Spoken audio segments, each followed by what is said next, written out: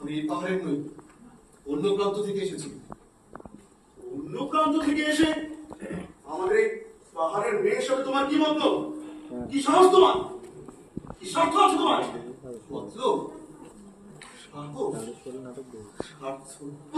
হ্যাঁ, স্বার্থ আছে, স্বার্থ আছে।